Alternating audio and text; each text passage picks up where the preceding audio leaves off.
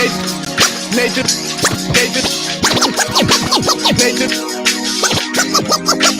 Ivey.com. Mr. Ivey know the show must go on. And far as Cincinnati, man, I put on. Tunes made another flame beat for me to cook on. Raised arms, close fists, yeah, too strong. Team AI, chop it up at the chop shop. Top notch with the king flow, the hot shot. Cop squats it, listen to the real. Jumping like hopscotch, nobody harder than, oh, no, think not. Not only citywide, but nationwide. Superlatives, keep it locked like them Haitian guys. Put the truth in the airwaves, we talk about it. Brand new like the tent plates, let's be about it. Who got the info by the AM? Jono be the rapper, got them jamming when they play him. Staying in my lane, they ain't gotta okay him. Who the host with the scoop? Yeah, they gon' say him. Ivy, so superlative like a bag of Drippos. Show you where the bricks at, Cincinnati Reds at. One time where my people at. Team NI where my people at. It's the 5-1-3, yeah, you know the flow. What's the word, Nate? Let them know the show. One time where my people at. Team NI where my people at.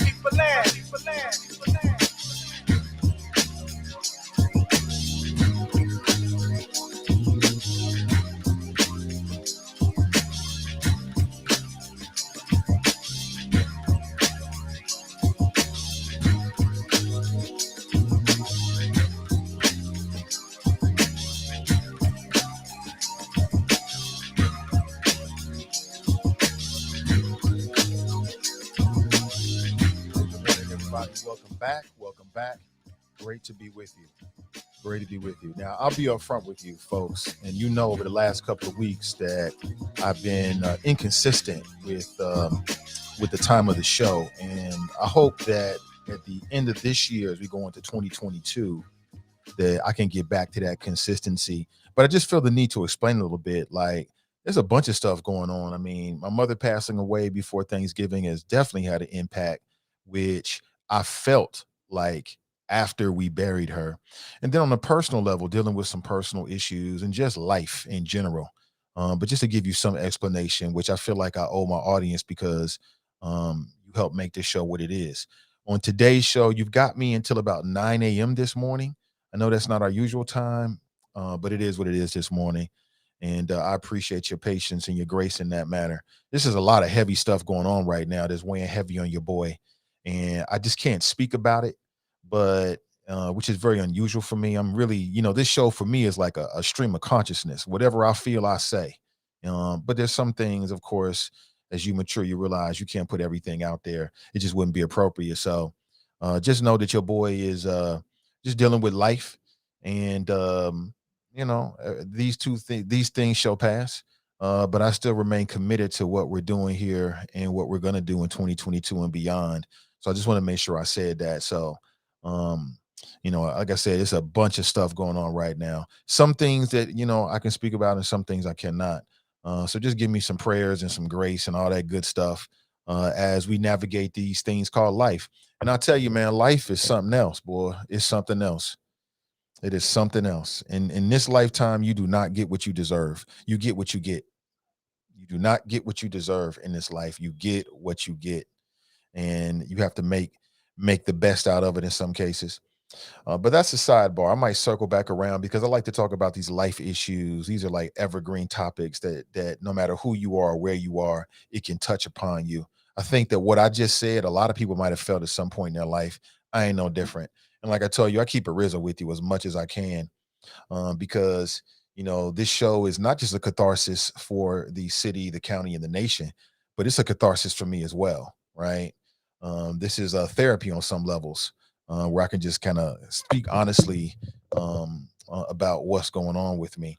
So perhaps in the near future, I can share more details, but not this morning. On this morning, I want to talk about Kyle Rittenhouse. They had this big thing called America Fest. Real quick, has anybody in the audience been to America Fest? Has anyone in the audience ever attended America Fest? If you have ever attended America Fest, and this is where like conservatives get together, I think it's a fairly new thing. It's only been around for like 5 years, I think. I could be wrong about that. And they move around. It's in Phoenix this year. And basically they get a lot of the top conservative people in media, in politics, and they all come together, and it's just kind of like a rally for conservatives, which is cool. Everybody should have a rally. Got no problem with it. This year's one of their big featured special guests was Kyle Rittenhouse. You see him right there. He did like a Q&A on the stage with some other media types, and I got a video for you. I saw this video on online, and you won't believe this is crazy, but literally you had what appeared to be hundreds of people that were like cheering for this creep. Like, it's amazing. Like, only in America, and maybe only white in America, because black folks don't get celebrated for killing people, whether it's justified or not. This is quite interesting. Again, black folks do not get celebrated, whether it's self-defense or not. It just doesn't happen. This is really interesting. Very interesting. Hey, what's up, Ronald? Yeah, those are facts, man. Those are some things you just don't get over. And that's why I said before, some things should never be done. Because once you do them, you can't control what happens after that. But that's a sidebar. But so Kyle Rittenhouse he was celebrated. Let me play this video for you. You are not going to believe this. Are you sitting down? Hopefully you're sitting down. Because if you're not sitting down, I would recommend that you take a seat, because you are not going to believe this. Like, as he's getting ready to take the stage, someone had a camera in the crowd, right? And they captured all of this. And like, people were like, saying his name, Kyle. I mean, like, really, like, blowing this guy up like he was one of the Migos or something. That is crazy to me. We are definitely living in the last days. How in the hell are we ever going to get on the same page when we can't even agree on this Kyle Rittenhouse thing? Like, listen, if it was self-defense, it was self-defense. Great. But what's up with the celebration? I'm struggling to understand this. Maybe you can help me out with this morning. But I want to show this to you. You got to see this.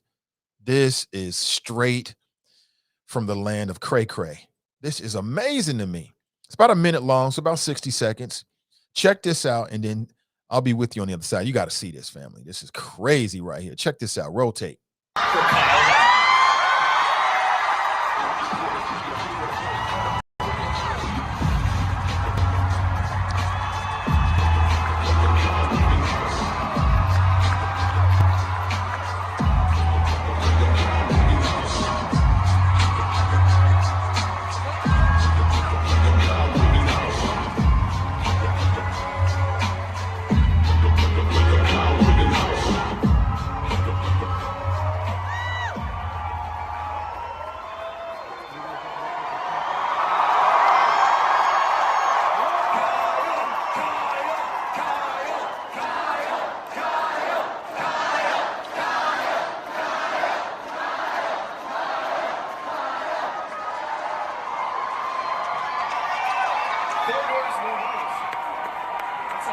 This is the most famous TikToker in America. 4 doors, more whores. He's in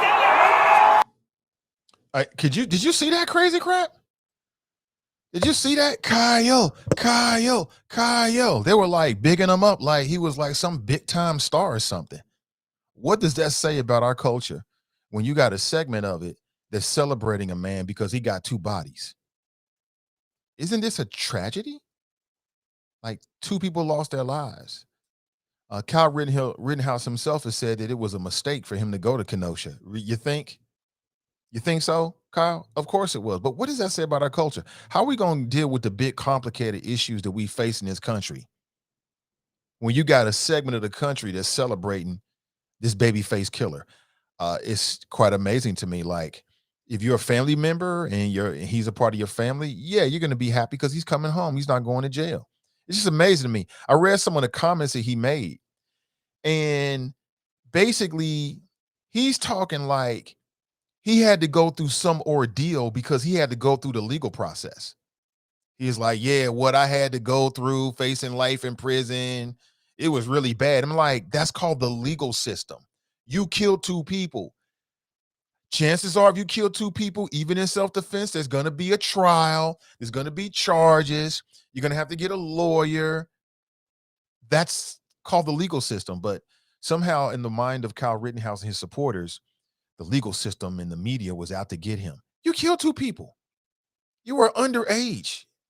You literally had a firearm. You weren't supposed to have it. Nobody called you to be a protector of property. And this is what you're doing. Of course, you're gonna have to go. You're gonna have to go to court. Absolutely. I mean, that's crazy to me. Somebody said it was a Klan rally. I'm not gonna call it that far. I'm just saying, like, again, rather than just stopping there, because that's the easy part. The easy part is say, oh, it's a Klan rally and they just don't like Black Lives Matter. Let's get a little deeper with it. Like, what is going on with these people?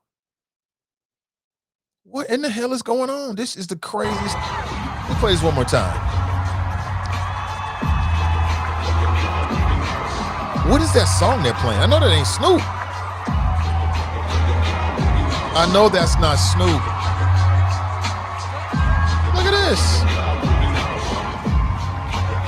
Is this what America's all about? I mean, what next? Are they going to bring up the descendants of the people that committed the massacre in Black Wall Street, like the great-great-grandsons, and give them a medal? Hey, your great-great-grandfather, attaboy. Attaboy. The hell? What is next? Now, in the Black community, we don't do that. In the Black community, we don't do that. Like, if Kyle Rittenhouse was Black, and people would be like his family, and people would be like, yeah, he was acquitted, but I just don't see him like going to the Black Lives Matter rally, and people, I just don't see that. I just don't see it. It would be much more of a tragedy and more of a reluctant type of thing. And I'm not just trying to make this a white black thing, because there's plenty of white folks out there that think that Kyle Rittenhouse and this whole thing is just crazy. There's a lot of folks out there that feel like he should have went to jail, but I mean, the legal system plays out the way it's supposed to. But that is amazing to me. Yet another sign, my friends, that we are living in the last days. We are living in the last days of common sense. I got an early call. Let's take it. See who it is. Good morning. Welcome to the show. Good morning, Nathan Ivey. This is Kelly Prather. How are you? Hey, Kelly. Good morning. I'm doing well. How are you? I'm doing well. Nathan, I'm happy that you're continuing to do the show because you know I'm a therapist and this is truly therapy for you. I know that, you've been through a lot and you even mentioned that you have some things going on. So I'm going to continue to pray for you, but I want you to continue doing your show because you are amazing. I mentioned this to you, I think in a Facebook post, that you show true integrity in journalism, and we need you out here. So you're doing it for yourself, but you're also doing it for us. So thank you so much. And as far as Kyle Rittenhouse, perception is reality. And the reality, Kyle Rittenhouse's reality is that the criminal justice system was not designed for him. We see this all too often as it relates to juvenile offenders. Sadly, Black, brown, and Native indigenous youth go through the committal routes while our white counterparts go through the non-committal routes. They get therapy and everything else. And so the fact that at this America Fest that they are celebrating him, it speaks volumes. It speaks to the fact that they understand that he got over. He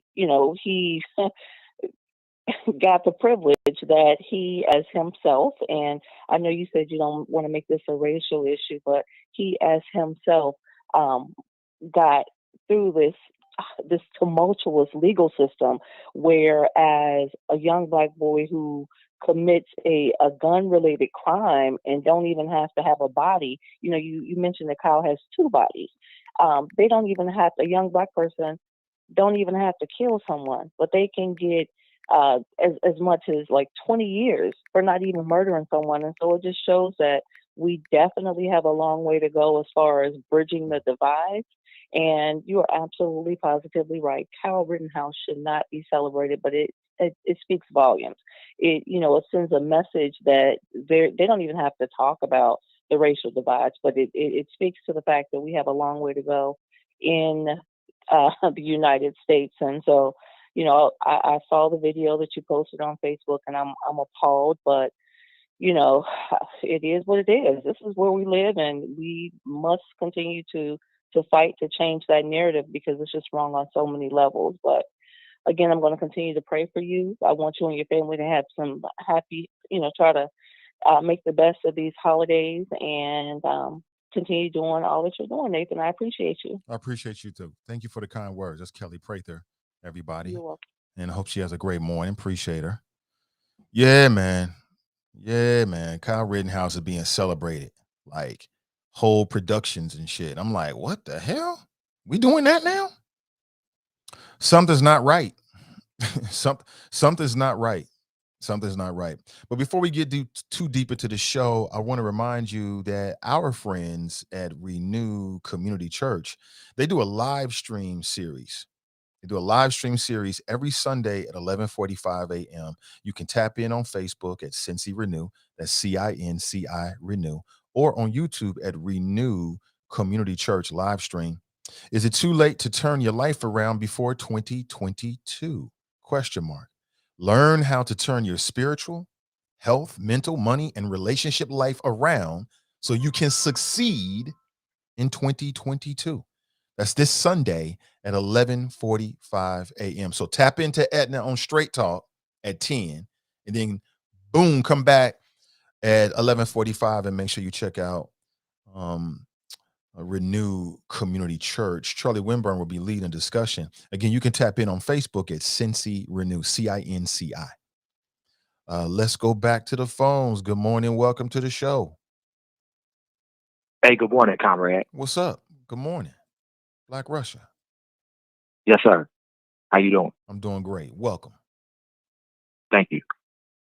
Hey, Kyle Rittenhouse was found not guilty by a jury. So, should he be celebrated? I mean, what did he do wrong?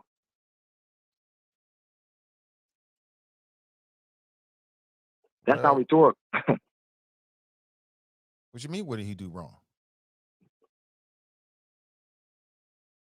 Yeah, well, I mean, what did he do wrong? You're right.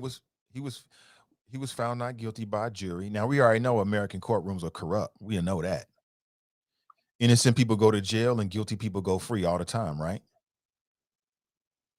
Yeah, but this is jury system though. I mean, I saw somebody try to blame the judge, like, well, the judge didn't do anything. The judge is the umpire in all this. Nah, the judge was basically biased. I mean, he was letting Kyle Rittenhouse, he showed a lot of affection for Kyle Rittenhouse. And in my opinion, I think that it could have had the effect of impacting the jury as well. Because they're looking at it like, well, damn, he couldn't be that bad if the judge is doing all these great things. I didn't see affection from the judge. I saw what affection are you referring to? Well, I'm talking about when Kyle Rittenhouse was looking over the judge's shoulder. Just the looks back and forth between Kyle Rittenhouse and the judge. And then there's a lot of legal scholars that have been picking apart some of his decisions that he made along the way as well. So, and then you talked about a jury. That's always going to happen on both sides, though. I mean, you're always going to have people picking apart the judge. And that happens. I mean, you're always going to have people have opinions, but you're not always going to have a judge that is showing affection for a defendant. And then you mentioned a jury trial. A jury is made up of people. And we all know that people have their bias. Sometimes it's implicit, sometimes it's overt. So, it's lots of people that got that locked up and they had a jury of their so-called peers. I mean, hell, OJ was found not guilty. He didn't get celebrated. So, I mean, Oh, he didn't get celebrated by who? I mean, there was black folks. I remember. He didn't get celebrated by nobody. I remember being black people didn't celebrate. You wrong about that one. OJ was celebrated. Black people did not celebrate OJ. They celebrated OJ getting off. It's two different things. Show me an example where OJ was invited to any kind of black-led or black-focused event, and they brought him on the stage to thundering applause. I ain't never seen it. Well, no. Well, look, I think you're mixing apples and oranges. Like, people are celebrating Kyle Rittenhouse being found not guilty. If he was found guilty, he won't be on nobody's stage. So it's not celebrating him. They're celebrating the verdict too. I mean, we're saying the same thing about OJ. Black folks, I remember black folks, well, I was a freshman when they found OJ not guilty. There was black folks everywhere who were so happy about OJ getting found not guilty. There ain't nothing different with Kyle Rittenhouse. I disagree with you. I think that people, when it came to OJ, I think people were looking at him as a black man going against the system. It wasn't about him personally. Because like I said, OJ's been out for a long time. Show me an example where OJ is being celebrated at a black-led or black-focused event where they bring him on stage and people in the audience are screaming his name, OJ, OJ, and celebrating him. It just ain't never happened. I'm not sure if that's comparable. I mean, I really don't. How is it not what's the point you're trying to prove about the group? But how's it not comparable when we're comparing what happened to Kyle Rittenhouse? Kyle Rittenhouse We're went to talking about. America Go ahead. Fest and he got celebrated. I just played a video where it was calling his name, thundering applause, standing ovations. That's celebrating him. And so I brought up OJ. Show me an example where black people did the same thing for OJ. And I don't think it's ever happened. I'm not sure that's the point I'm trying to make. Oh, Maybe okay. that's the point you're looking at as far as white folks celebrating Kyle Rittenhouse. I think they're more or less celebrating him getting found out guilty than him himself. I didn't see that. I think I they've mean, turned black him folks into a celebrating OJ celebrity. getting off. No, they've turned him into a celebrity. Who is they? The people at America Fest, number one, the sum total of conservative media, and all the people that support him. That's who. All the people in the audience that were screaming his name. You want me to play it again? I can. I don't think you have to go through that. I think the point is you're saying that OJ wasn't celebrated like Kyle Rittenhouse. You're talking about you're using crowds and some type of organization. Black culture celebrated OJ beating the system. It's the same thing with Kyle Rittenhouse. Kyle Rittenhouse would not be on stage getting celebrated if he wanted to beat the system. I mean, you're mixing a little bit of truth with a little bit of untruth.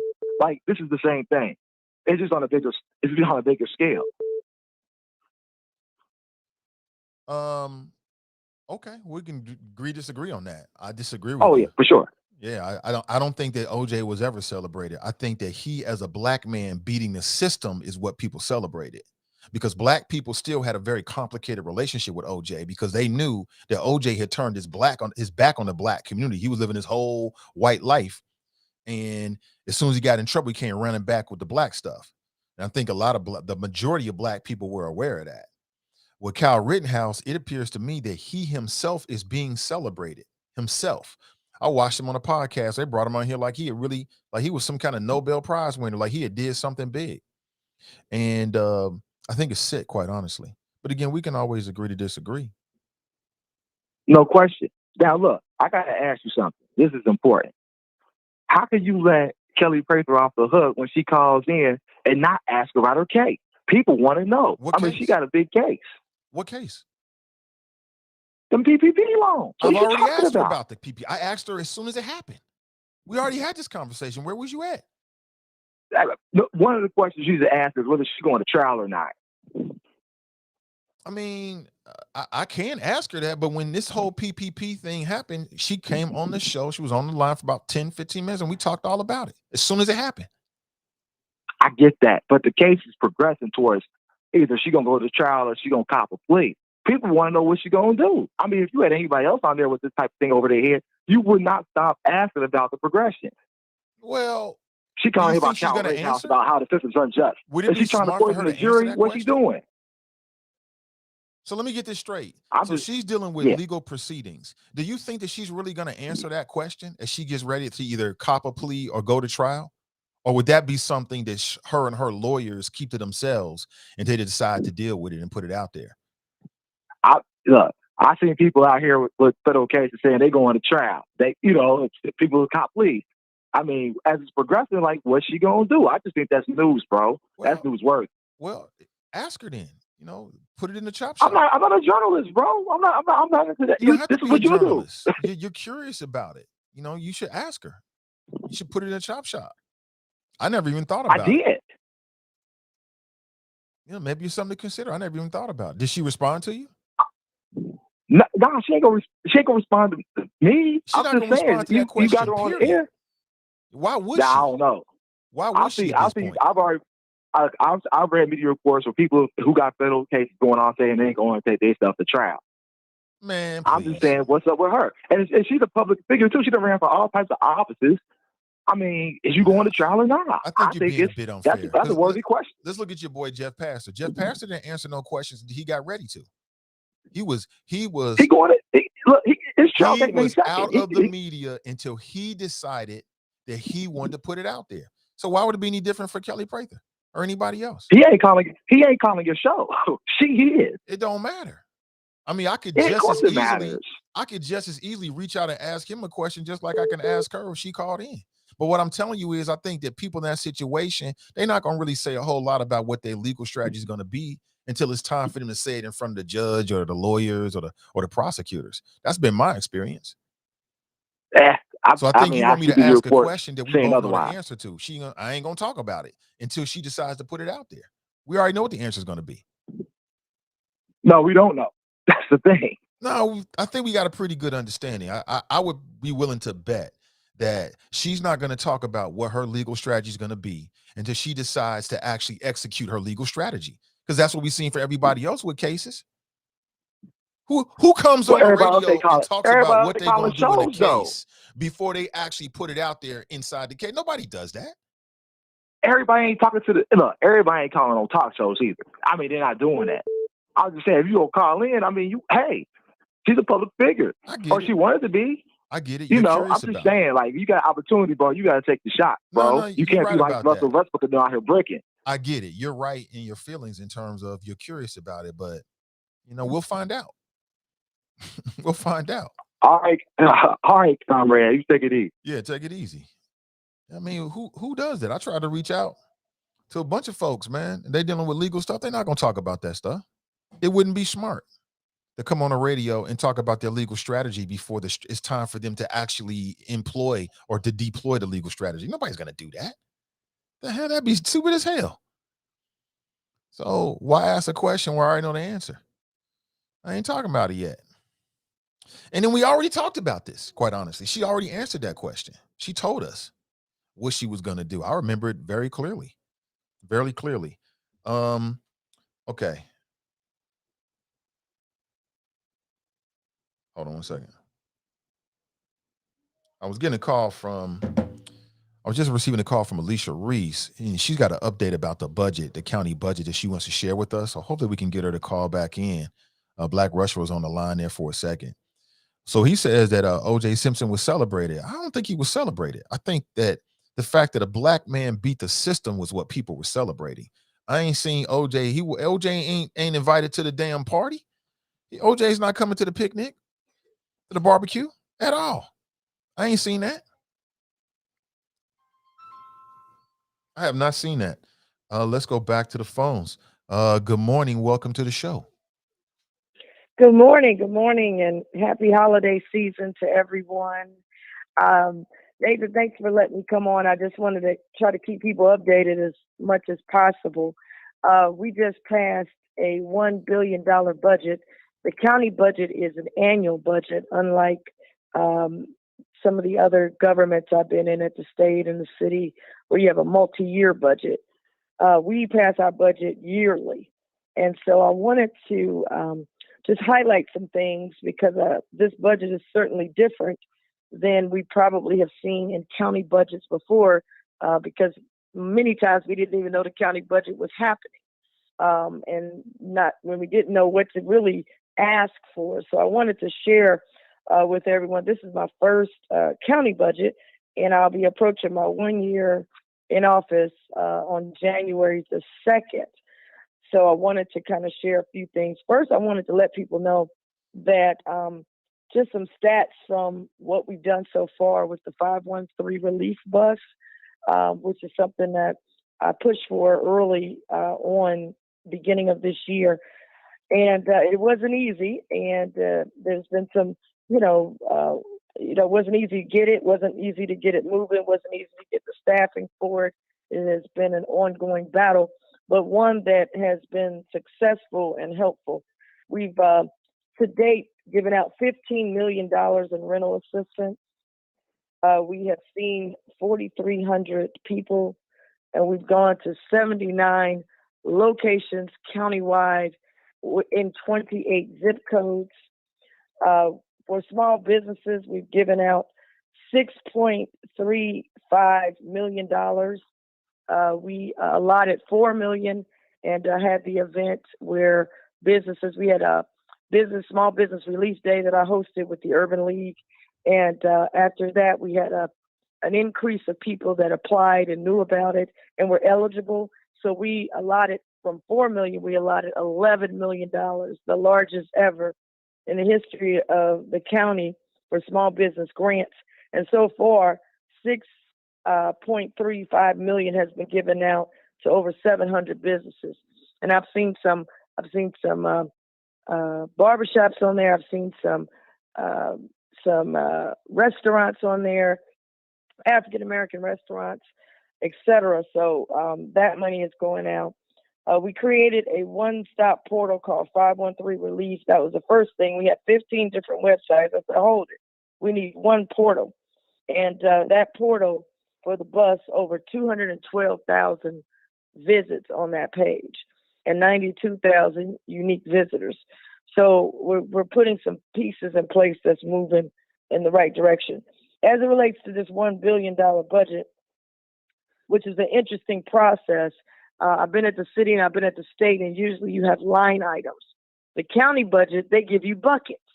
They just put a bucket. They'll say, we're going to do this for whatever subject matter. Economic development, it's a bucket. It's not saying who's getting it, who's getting the contract, how much money for different things that we want. And so this was a little more difficult because I had to go inside the bucket. I said, I can't just give you the bucket, Mr. Administrator. I want to know what's in the bucket.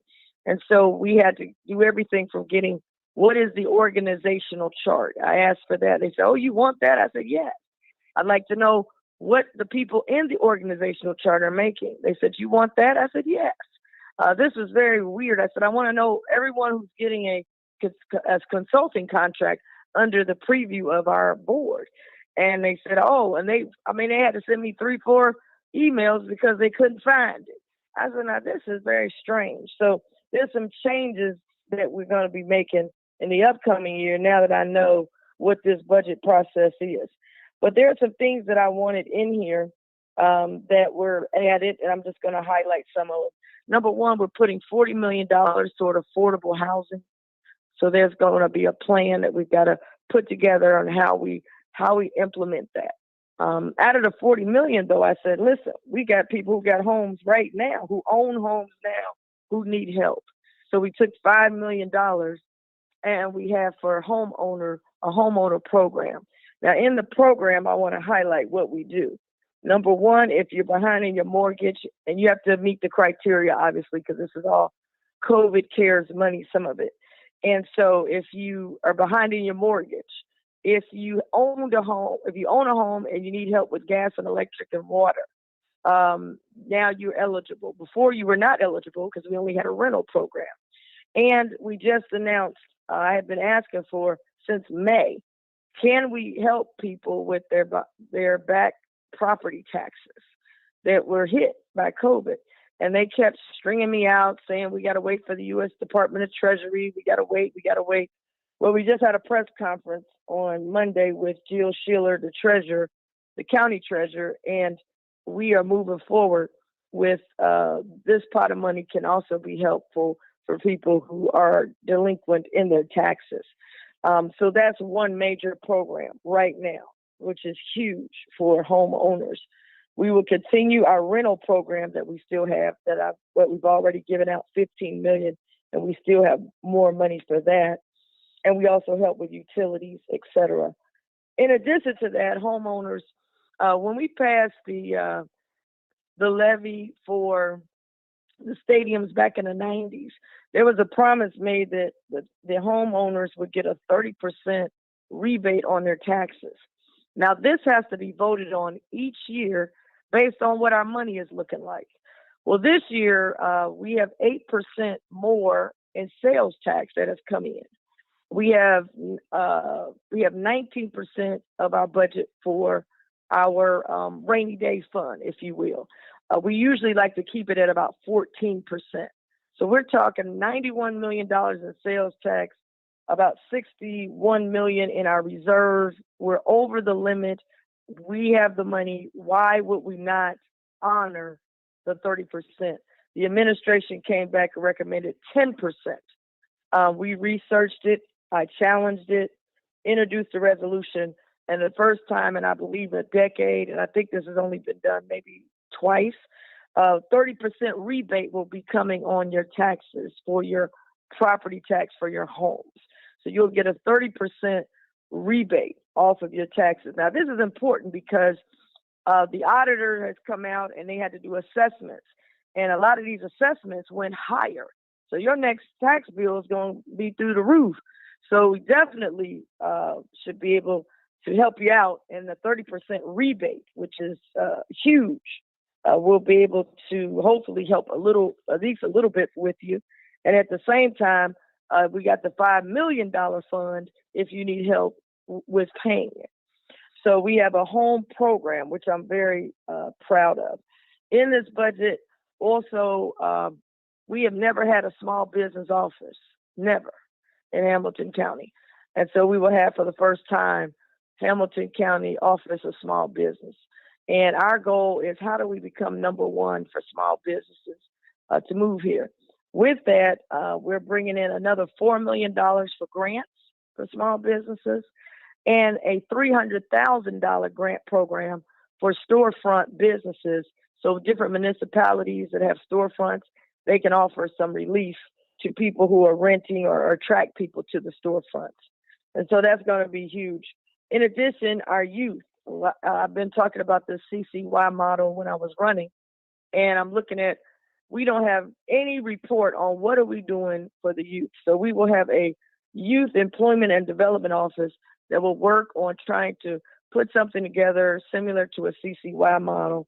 But in addition, we will have paid internships, and we'll have a fellows program. So you graduate from college, you come back, you can apply to be in this fellowship program. It'll be a 1-year program. You get paid, you get trained. And so we start getting people ready for these positions that are available within county leadership.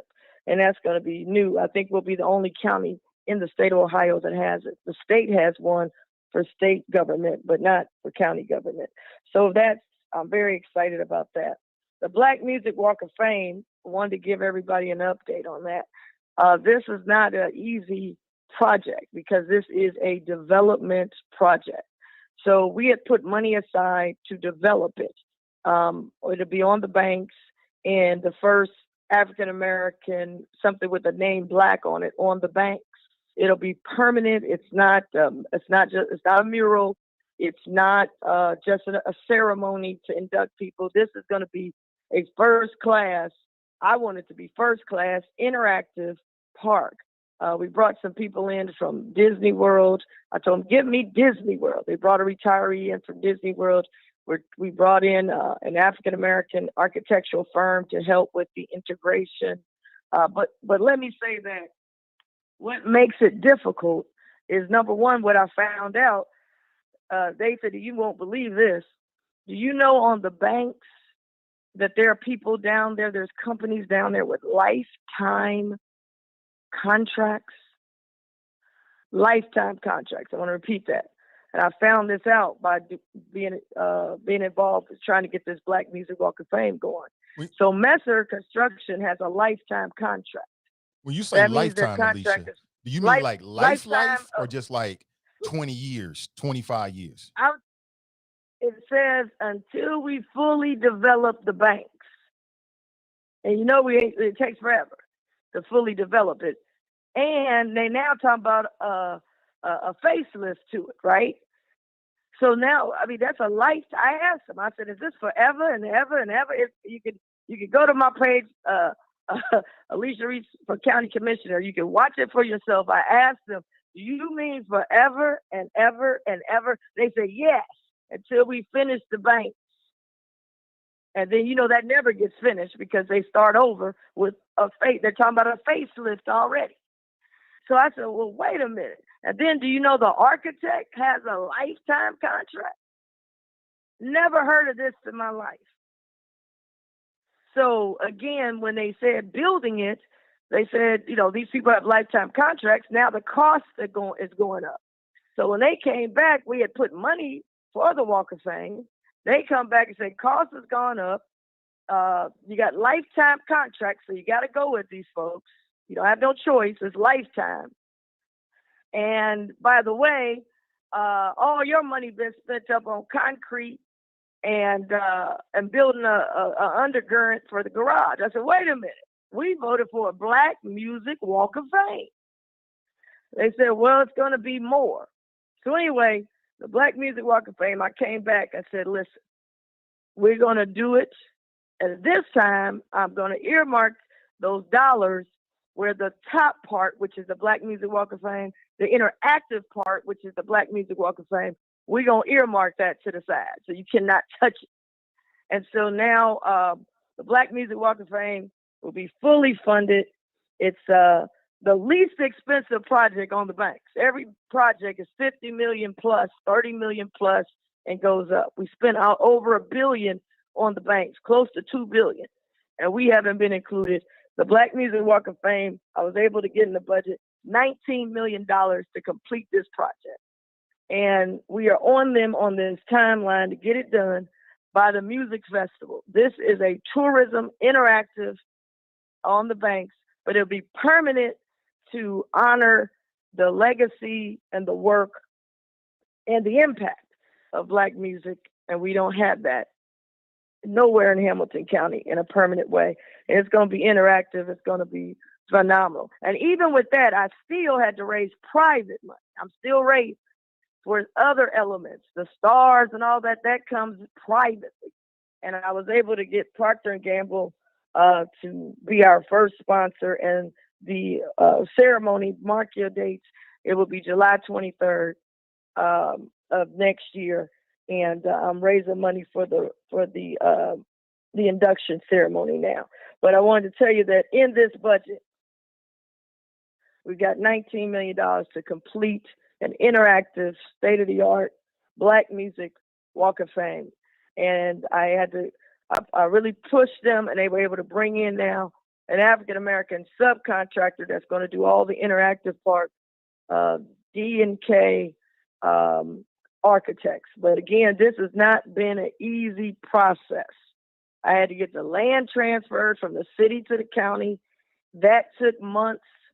We were able to get it done thanks to Mayor John Cranley. First time ever, city and the county working together and not fighting each other on the banks in the newspaper. We got that done.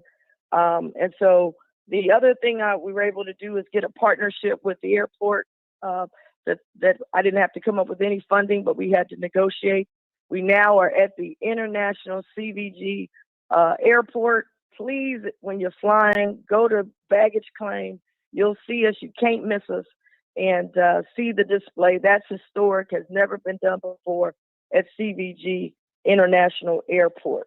So those are some of the things that we have been able to help. And I thank my colleagues. We led this effort, and our colleagues voted for these efforts. The other thing I really fought for in the budget is another component. We fund the Port Authority at $2.8 million. They have been doing it every year. And I came in and I said, listen, I want to take half of those dollars and put toward African-American business land ownership. We got a lot of African-American businesses that are starting and that are in business, which is great, but a lot of them are renting. A lot of them are renting. They're renting, and that's good. But if the landlord goes up on your rent, see, right now it's popular. Everybody's got a $5,000 program, a pitch program, a $10,000 program, and these are good. But when they decide that we're moving on to a different group of people, or it's not popular anymore, and they go up on your rent, a lot of businesses will be out. And so, my father's generation and the generation before my father, they were owning buildings and owning commercial property. Our generation is more into the renting of the property. And so a lot of these organizations call themselves quasi nonprofit / government. They use a lot of government tools to buy up all the property. So Port Authority uses a lot of tools. They use our tools. They use the tools of tax credits. They don't have to pay any taxes on the property. They put them in land banks. You got 3CDC. They use a lot of government tools to get tax credits. And then they're nonprofits, so they don't have to make a profit on it. So they buy up all the property. And then they decide who gets to go in the property. And they might have let a few people come in, and it's popular right now. But what if they go up on the rent? Now all these businesses are out on the street. And so I want to start next year, my conversation, I want us to start moving now to now looking at what is the land ownership of Black businesses. You know, we got all these properties in the land bank. How do we get these properties to some African Americans to own? We, just like us, we give a lot of money to small businesses, and so a lot of that money goes to pay the landlord your lease, where the landlord don't look like us. And so you look at over the Rhine. I'm asking 3CDC, how many African Americans own the buildings? I don't know. I haven't seen it. And I've also gotten a lot of reports that people trying to buy buildings, got the money to buy the building, but are now told, no, you can't buy the building. I want you in a 15-year lease, and then I'll sell you the building after they done took all of the tax credits. So in this budget, I was not able to cut the Port Authority's budget, but what I was able to do is add a line item to get the conversation started. I got $500,000 for the county's first ever, I'm calling it an equity fund for African American business land ownership. And I got $500,000 there. We're going to start working on the conversation beginning of next year, pulling the people together. How can we get a fund like this going so that we can make sure that the property is distributed equitably? And at the end of the day, we own something. When you go down to the West End, it's hard to say something if you ain't owning the property. You know, so we've got to move our conversation to ownership. So that was a piece in there I thought was very creative, and I'm looking forward to fleshing that out a lot more. But I wanted people to know this is definitely a people's budget, and for the first time in history, based on my research, African Americans have been included at this level. We have never been included at this level specifically. And of course, our budget is for all of Hamilton County. I've got stuff in here for everybody, but we wanted to make sure that the people who have been left behind are also included at the table. Well, I appreciate the effort, and I'm with you 100%. You know, I myself have been looking for a new studio space, and just looking at the kind of money and the lease agreements and the terms, I'm thinking, I might as well just try to find me a building to own myself, because I'm gonna put even more, just as much money into leasing somebody else's spot and don't own anything after 10 years. So I think that's an excellent question. What's the percentage of Black businesses that's got storefronts that's actually like in an ownership model, like they're paying a mortgage, like 10 years from now, 15 years from now, they'll own the building? I think that's a major question that needs to be answered. Yeah, and I think you're on the right track, Nathan, in terms of owning. And I'll be honest with you, just growing up, seeing my parents own a building, and it's tough, you know, with their own money, their own financing, no help. And, you know, I feel like that's missing. Or my great uncle, he owned all of People's Corner. He had less education than what we got. And he owned all of People's Corner almost. So we got to change that conversation to the next phase. And I think you're absolutely right. And I want to be able to make sure that the tools that they're using is available as the same tools that African American businesses will be able to benefit from and be able to participate. But this ownership thing, it's not going to be easy. Already they're mad because they don't want us to wake up to let's have some ownership in these buildings. You know, we don't even have a African American incubator. I'm talking about state of the art. We don't have anything like that. So we certainly want to have those conversations. The last thing I forgot to tell everybody, I know there's a lot of nonprofits that listen to your show as well. Nonprofits, I'm going to give you a heads up. We got $6.3 million we just released for nonprofits. United Way is administering the application process for us.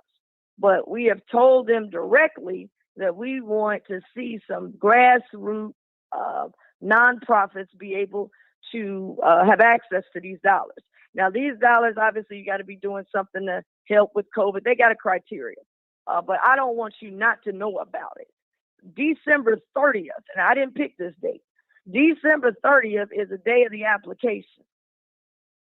And the application has to be turned in, I believe, by first week of January. So I don't want y'all to miss out on this. So you can go to 513relief.org today, and you can hit that button. It'll have all the information, so you can get your information together. But December 30th, don't let the new year come in yet. Send your application in, because the first group will be rewarded the money, and of course, when the money's gone, it's gone. But it's $6.3 million, and it goes live December 30th. Please don't wait. I had someone with small business. I came on your show, Nathan, told everybody about the small business, told them to go up to the Urban League, told them we having a relief day, did the relief day 3 days before the actual deadline, and then somebody had the nerve to call me after it was over 3 weeks later, talking about, well, I didn't know I had to rush. I didn't know it was a deadline. I thought it was going to be around. I'm trying to tell you now, nonprofits, $6.3 million is available. We're going live on December 30th. It will shut down the first week of January. Please go to 513relief.org, and everything's on 513relief.org because I put it in one place. But go in there, get your paperwork right, ready to go. Please don't call me after Martin Luther King holiday saying I'm a nonprofit and can you help me? It'll be too late. Alicia, thank you for your time. I really appreciate you calling in and keeping us hip to what's going on in the county. Thank you. Thank you for giving me some time. And Nathan, thank you for all you do. And if you're available tonight, anyone, if you're available, 3 Black women, I'm hosting my holiday celebration. I'll be at Nostalgia, and K&J will be providing some Louisiana light bites, gumbo, and all that's going to be great. And Eastern Personnel is hosting. So 3 Black women coming together for a holiday event. It doesn't cost anything. If you're around and you can, come on down, 5:30 to 7:30. All right. Thank you for the invitation. Appreciate it. Thank you. Bye-bye. Yeah. And I had planned to try to stop through. I saw that earlier this morning. That's Alicia Reese. Man, let me unpack that. A couple things that Alicia said that we got to talk about. Number one, she is so on point. I was thinking the same thing myself. You got all these businesses that's leasing property, and that's a part of the plan, and I get it, but I've wondered to myself, like, it's just so interesting she brought that up. I have wondered to myself, like, what's the percentages of Black-owned businesses that's got storefronts that's actually in an ownership track, like they're paying a mortgage, like in 10, 15, 20 years, they're going to own the building. That's a whole nother level of wealth building right there. And I asked that because, like I said, I've been very transparent about looking for a new studio space, and I found a few, and just kind of going back and forth and negotiating and looking at lease terms. I'm like, shit, hell, I might as well just find me my own, my building myself. I mean, for, damn near the money it'll take to lease somebody else's space. And I leased a commercial space. Y'all know this. It was just a room over on the west side a couple years back, and that was a very eye-opening experience. So I appreciate her effort. Then she says nonprofits, they got $6.3 million. Start on the 30th. So get in line. If you know somebody's got a nonprofit, let them know. Let them know so they can get in line and get those funds. Why not? Why not? Yeah, I mean, it would be interesting if we had the ability to do a deep analysis into the various factors that are promoting the financial disparities that we see in Cincinnati. This ain't just because it ain't happening by itself. There's some things that are in place, right? And what are those factors? What are the factors that are still in place that are promoting wealth disparities in Cincinnati? She said that they got some folks on the bank, developers and architects that's got lifetime contracts. Who the hell negotiated that contract? Jeff Birding? That sounds like Jeff Birding all day. As I said, Jeff Birding is the smartest man in Hamilton County because he's been able to sell us on some things that we definitely did not need at all. 2 stadiums. We ain't need that shit. Jeff Birding is the smartest man in Hamilton County. If we have a Mission Impossible, get Jeff Birding on it. I think he's the chairman of FC Cincinnati right now. Get Jeff Birding on it, and he'll make it happen. He can make anything happen. Jeff Burden can move the sun if he wanted to. I'm just saying, that's what it looks like. Damn, you got a lifetime contract to do any development on the banks until the banks are fully developed. And what does fully developed even mean? God dog it. Trying to hold my language here. But damn, what a sweet deal.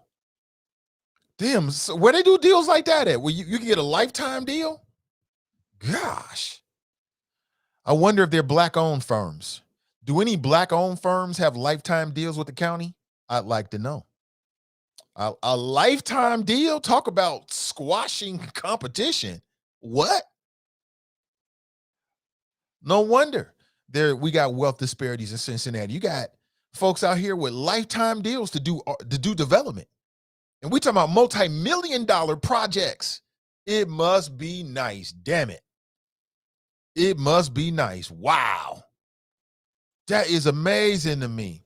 I love the fact that she keeping her foot on what's happening with the port. I love it. You know, we're hearing questions and a different energy from county commissioners now that she's there about the port. I mean, I'm not saying the port is doing anything wrong, but they're open for scrutiny. They're open for criticism. They're open for review as well. Is it working? You know, is the port model working for where we are now in Cincinnati? Like, I think that's a fair question to ask. It's a very fair question to ask. Is the port authority model working for where we are now? Now, I think a lot of people might agree that where we were, it worked, but we're in a different place now. Is what they're doing and how they do it work for where we are now? And I've seen some of those conversations, primarily on her Instagram, or maybe on social media, maybe her Facebook page. And I thought she's asking, you know, fair questions. There's nothing wrong with saying, is this working or not? Daryl writes, that ish needs to be overturned. Let's not get caught in deals that are done unless we are taking the terms to formulate our own deals.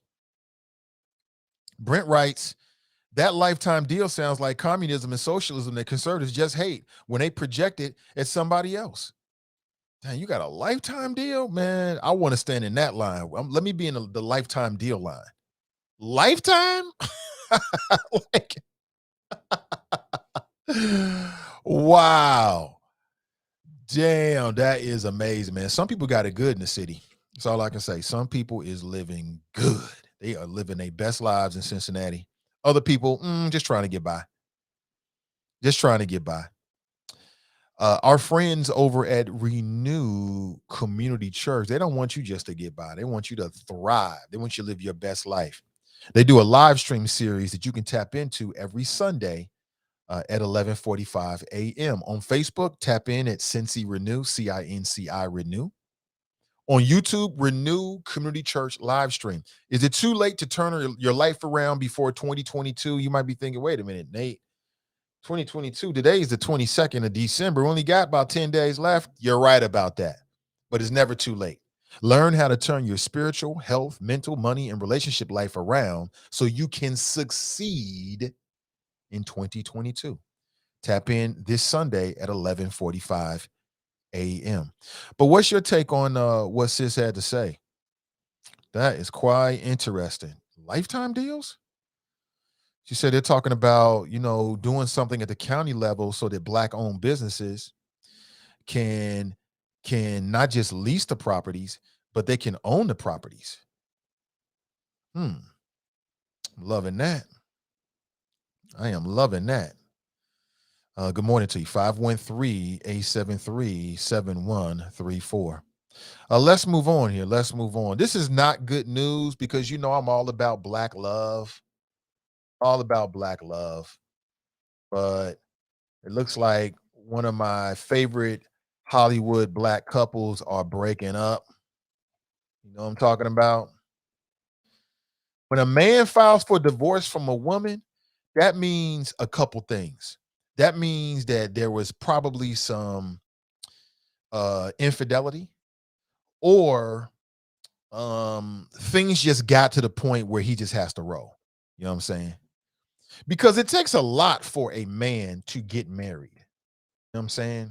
It takes a lot for a man to decide to get married. That ain't like no normal thing for a man, especially you're dealing with a man that's got some options. And for a man to decide that he wants to get married to a woman, that means a whole lot. That means he's making a big commitment to it. I'm talking about modern day men. Because modern day men know that you have the pick of the litter. I almost said we. I think I did say we, but strike that from the record. That modern day men have the pick of the litter. Like part of the reason why modern day men have the pick of the litter is because of the fact that there's just more women than men. Just biologically, the way that God set this up, there's more women than men. Okay. And then secondly, because of drugs, racism, all of the stuff coming from slavery, all of the cultural stuff, women will tell you this. Black women will tell you this, that there aren't a whole lot of good black men. I was just having a conversation last night with some folks that was talking about this. Just last night. That's what people say. There's not a lot of good black men. I don't know if that's true or not, but that's what they say. We've been talking about this from the beginning of time. Where's all the good men? Ain't no good brothers. The older you get, the less good men they are in Cincinnati. And that's why I say modern men don't really need to get married. They don't really need to get married. No, not really. But that's why I say when a man decides that a modern man decides he wants to get married to a woman, that's a big thing he's making there. And therefore, when a modern man decides that he's getting divorced from a woman, that's an equally big thing. So what couple am I talking about? I'm talking about Megan Good and Devon Franklin. They're getting divorced. I just started watching this series. I watched maybe the first episode. I like it. Hold on one second. Sorry about that. I haven't tapped into it since then. It's called Harlem. And Megan Good plays like the central character. Basically, it's Sex in the City, basically. It's Sex in the City with black women. That's basically what it is. And it's fun. You just mindlessly disengaging from the world. You just kind of like watching something before you go to sleep. It's fun. You want to watch black people and they ain't talking about drugs and drive-bys. Yeah, it's something to watch. But when I read this, I was like, oh, word. Because I know he went to bat for Megan Good. She took some heat a few years ago because she was dressing sexy.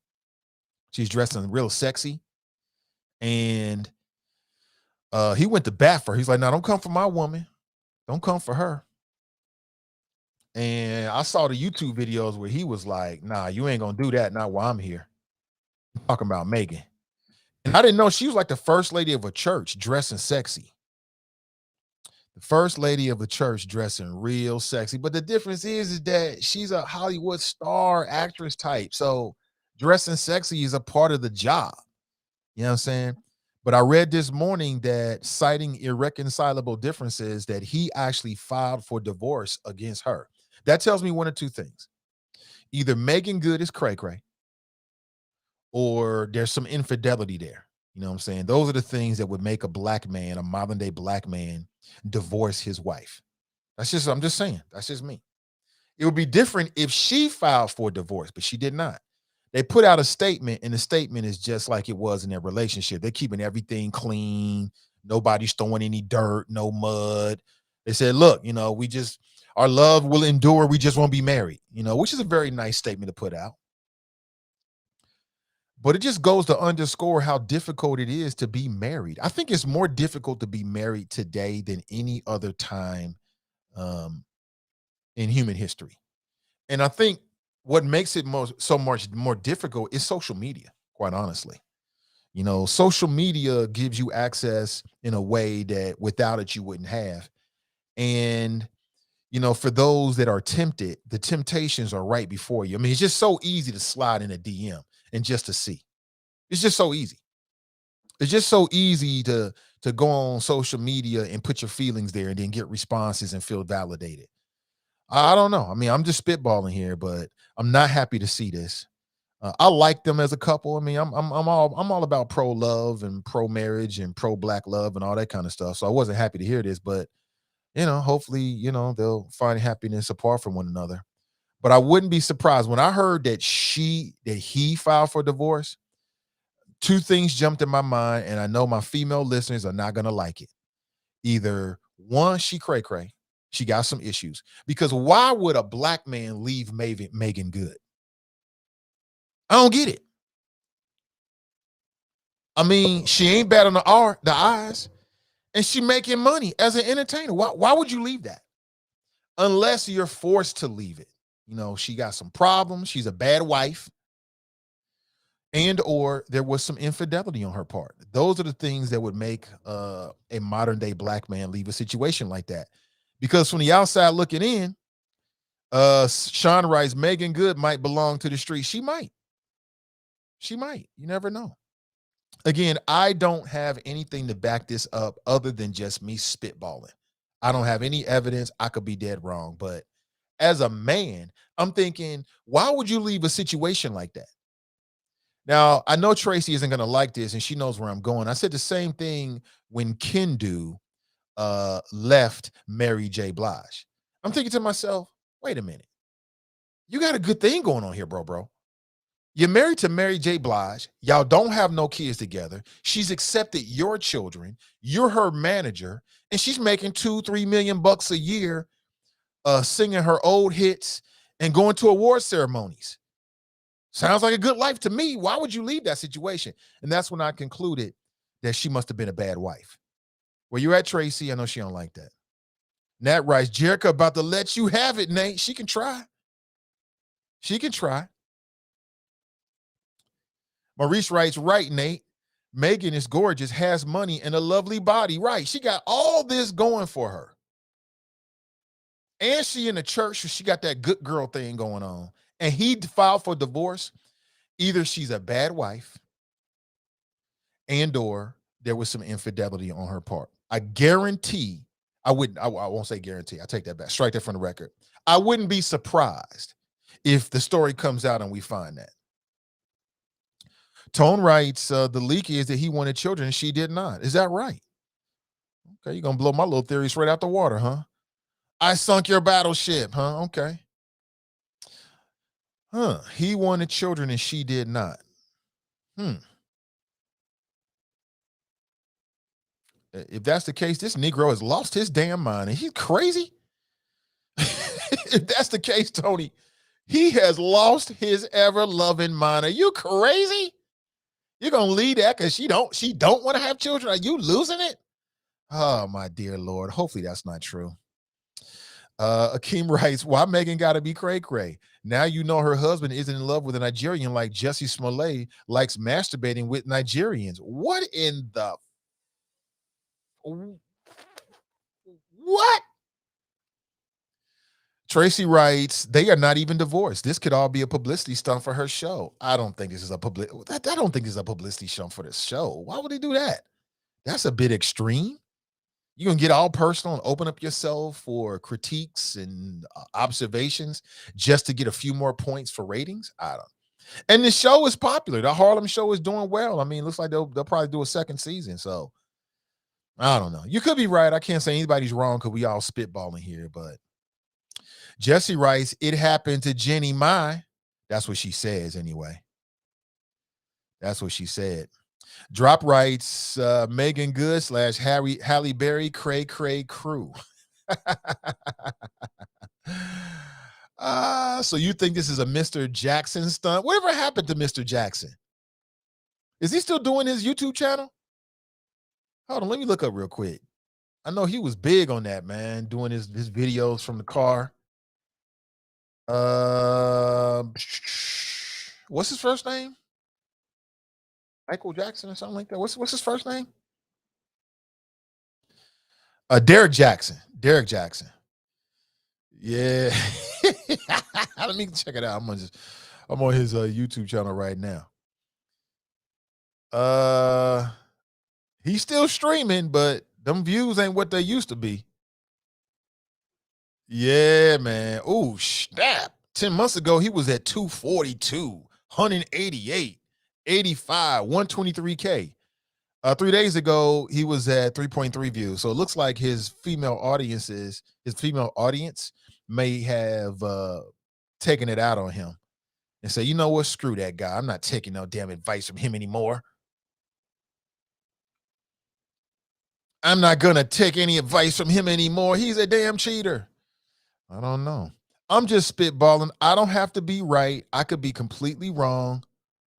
Tracy writes, why can't Mr. Good just be insecure? Now, Tracy, what evidence do we have to believe that Devon Franklin, a.k.a. Mr. Good, because that's not how that works. She takes his last name, not the other way around. Don't try to change the gender social order of things. It's been working. It will continue to work. Don't try to change that, Tracy. But what evidence do we have that he's insecure at all? what evidence? I don't know. I don't think we have any. 513-873-7134. But again, I'll say it again. I hope that they reunite and rekindle and stay together. I'm just all about that love thing. You know what I'm saying? I'm picking up where Puffy left off. Call me Mr. Love. I'm all about love, black love in particular, or should I say especially. And they seem like they had a good thing together, so it's not a good thing. But Megan Good's on the market, y'all. Get that good. I wonder if that's what she calls it. Don't know. Grasson writes, what the hell are you talking about? My take on what Reese said exposes Dumas isn't worthy of re-election. What are you talking about, bro? Where'd you get that from? How'd you come to that conclusion? That's crazy. Nah, hell no. Nah. Brent writes, cue the attacks on Alicia Reese for telling the game, and I bet the soft middle will be first in line. Somebody says something like, the soft middle wants to ask Kelly Prather all these questions about her case, but when I asked them questions about why they broke up, they don't want to talk about it. Good point. Charles writes, good morning. Good to see you. Good to see you. Good morning to you. Good morning, and good morning. Somebody writes, only in Hamilton County of Cincinnati, Ohio. David writes, knowledge is power. Clarence writes, that's cutting out other contractors and firms. So what you're telling me is that there's no other contractors or firms that could ever hope to have a shot at doing development on the banks? That's got to be wrong on some, like, on what justification? Like, what justifies them having a lifetime contract? That is amazing. That's amazing. Brent writes, Black Cincinnati nonprofits, instead of planning to catch COVID-19 at New Year's Eve party, fill out that paperwork to get some of that COVID-19 money. Man, COVID is everywhere. Everybody giving COVID. All these players in the NBA getting COVID. All the big time stars getting COVID. It's like you don't even want to watch the game because your team, all the major stars are not playing, which led some people to ask as to whether the NBA was going to postpone the season, something like that, like they did like a year ago. And Adam Silver, who looks like a character from a movie, by the way, I would say, I don't know, like Lord of the Rings. He said, nah, we have no plans on doing that. We're going to keep going with the season. So everybody catching COVID these days. That Omicron is not joking. Omicron is not playing with you fools out here at all. Stop playing with Omicron. Omicron is coming. We had a family member from our wife's side who we just found out has COVID. And this family member is now, resting and recovering. It ain't no joke. It ain't no joke. So everybody's feeling relaxed. Everybody's back out to doing the normal thing and going out, businesses and bars and all this kind of stuff, and not wearing masks and don't want to get this and don't want to get that. They're acting like everything's normal. How many people are still washing down all of their grocery items, like wiping down the milk carton and the bottles and everything? How many people are still doing that? A lot of people are like, you know what? I don't need to do this no more. I'll be okay. Shit is real out here, man. It's real. Let me back up here. Somebody said something about the phone line. Oh, okay. How you gonna tell him what to do, bro? That's not how that works. This may require partnership with other individuals, but the investment could provide generational wealth. Is that right? Let's go to the phones. Good morning. Welcome to the show. Good morning, Mr. Ivey. This is your West Side Connection. Trial Squad 52, also known as the Black Knight Democrat.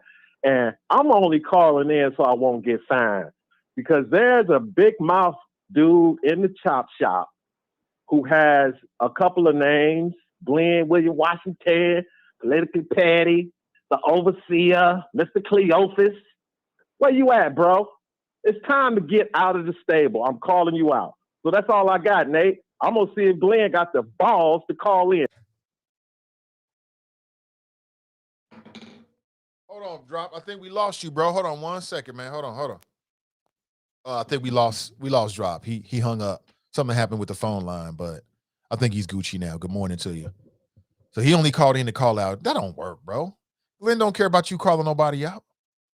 He could care less.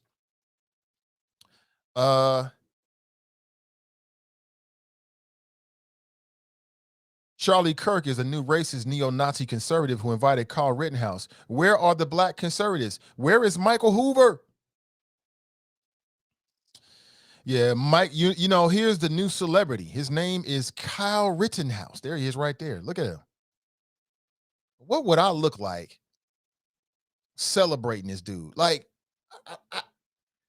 I don't see it. And what are they celebrating? Is it kind of like, oh, well, Black Lives Matter, they were talking about him in the negative, so we're going to promote him. We're going to support him. What in the hell? When he was at this Freedom USA, this Freedom Fest event on the stage, he talked around maybe some kind of legal effort, right? Designed at the media. Remember the dude from Kentucky that got paid? Remember that guy? Never should have been there, but they went up to the mall on Washington and he had a face-to-face with a Native American and it all got caught on video. At the end of the day, he ended up getting a big old bag of cash from the media outlets because, and I don't even know what they did wrong quite. I can't even properly define what they allegedly did wrong.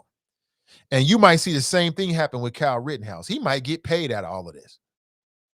He's probably got a legal team right now that's going through every article that was ever written about him, every talk show host has ever said anything about him, looking for something to sue, looking for some cause to have a civil action so he can get paid. Yeah, it's all about getting paid. DeVray writes, I'm proud of her. She's truly a daddy's girl. Talking about Alicia Reese. Yeah, I appreciate it. I appreciate her keeping us abreast of what's going on and keeping us in the know and things like that. I mean, it means everything. But looking at the time, I'm going to make a move. As I said earlier, you got me till 9 a.m. A lot of stuff is going on right now, and it is impacting the show. But I'm hoping to get beyond this in the next couple of weeks so we can get to a fresh start as we get into the new year, okay?